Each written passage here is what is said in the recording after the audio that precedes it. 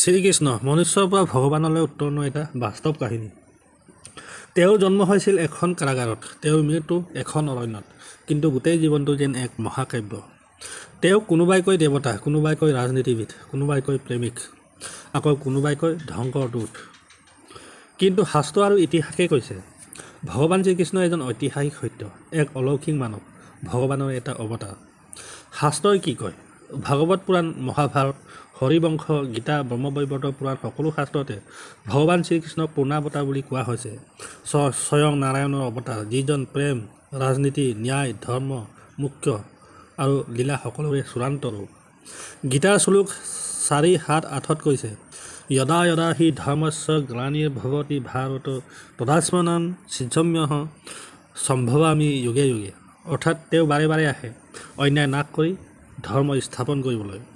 শাস্ত্ৰই কৈছে শিশুৰূপে মৰমত, যৌৱনৰূপে প্ৰেমত আৰু ৰাজনীতিৰ ৰূপে বুদ্ধিত সকলোকে তেওঁ জয় কৰিছিল। ইতিহাসে কি কয়?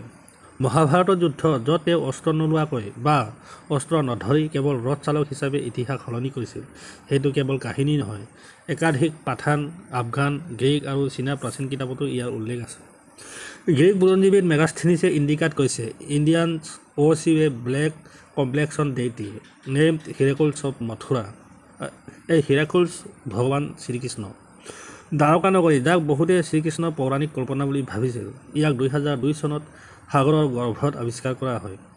পুৰাতত্ত্ব বিভাগে কৈছে আদিম দ্বাৰকা এখন বাস্তৱ নগৰ আছিল, যি 3500 বছৰ আগত সাগৰৰ বুকুত বিলীন হৈ গৈছিল।